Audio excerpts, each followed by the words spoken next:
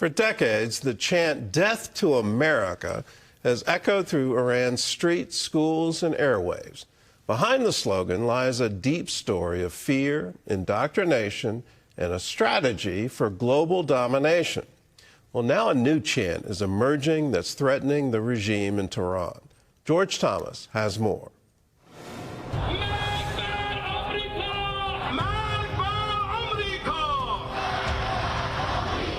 It's one of the most jarring things you can hear in modern politics.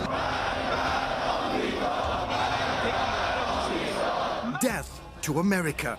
It's not just a chant. For Iran's regime, it's a mission statement. For the past 46 years, Islamic leaders here have treated the slogan like gospel, something shouted in schools, broadcast on state TV, and repeated at rallies. Day in, day out. Each morning, young students line up in rows. Then, instead of a pledge or song, they chant, "Death to America, death to Israel." Lana remembers those mornings all too well. As a school child myself, George, I was made to line up in the schoolyard before the school day every day, and we were watched and observed as we had to shout, "Death to America, death to Israel," before the school day would begin. It was indoctrination. She grew up in Tehran. Even as a young student, Silk says it didn't sit right. When you were chanting this, did you know what you were saying? Did you believe it? Did you understand it? Yeah, I understood it fully, and it created such horrible tension in me. I remember we were lined up like soldiers in an army, you could almost say.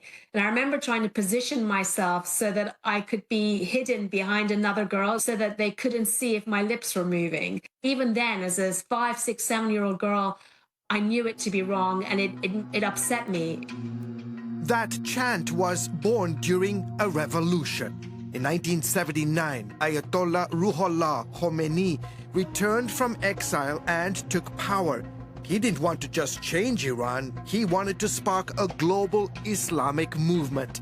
He once said, "We do not worship Iran. We worship Allah. Let this land burn. Let it go up in smoke, as long as Islam wins in the end." So to him, he didn't mind if his whole country went up in flames as long as Islam thrived and was exported all around the world. That's exactly right. That was his theology, that patriotism, love of country, is paganism. You're supposed to love God, love Allah. That he saw as in conflict. You couldn't do both. Cliff May leads the Foundation for Defense of Democracies. He says this wasn't just rhetoric, it was a strategy with death to America at the center. What Khomeini wanted was to restore Islamic supremacy and power in the world, and that could only be done if America was defeated or at least diminished. And that's really the basis for Death to America. On February 1st, 1979, while flying from Paris to Tehran, ABC's Peter Jennings asked Khomeini how he felt about returning home after 14 years in exile. That word, hiche, means nothing in Persian. It's another famous quote.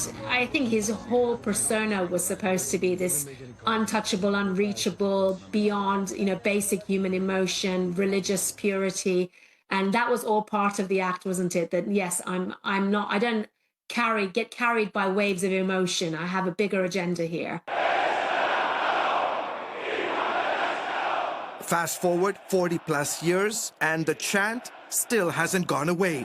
Just 2 years ago, Iran's current supreme leader, Ayatollah Ali Khamenei, said this. این مسئله آمریکا و ایران اینی که شما میگید مرگ در آمریکا این یه شعار نیست صرفاً. Iran's leaders still call the US the Great Satan, Israel, Little Satan. But lately on Iran's streets, the people are chanting something very different. The 2022 protests after Mahsa Amini's death, a 22-year-old arrested for not allegedly wearing her hijab properly, sparked something huge. The chants weren't against America, they were against Iran's own leaders. Iranian-born Mike Ansari is with Heart for Iran. The younger Iranians, especially those that are active in recent protests, the Women Life Freedom ones, the chant feels false. They're replacing the slogan with death to the dictator, or our enemy is right here in our country. After the latest strikes by Israel and the U.S., Iranians are quietly wondering, could this be it? Could this finally lead to real change? Many believe the regime is weaker now than it's ever been in its 46-year rule, more isolated, more distrusted, and more out of step with its own people. And now what the people associate with these chants and this kind of rule is suffering. There's no fooling them anymore. There was a time when they bought into it as a religious endeavor, a high standard, but the fruit of it has been so painful that they are against it now. George Thomas, CBN News.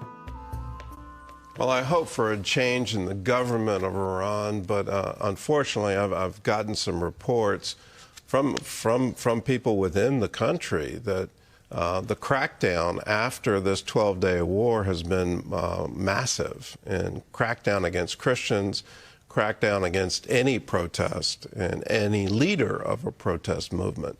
They are very definitely trying to maintain themselves in power.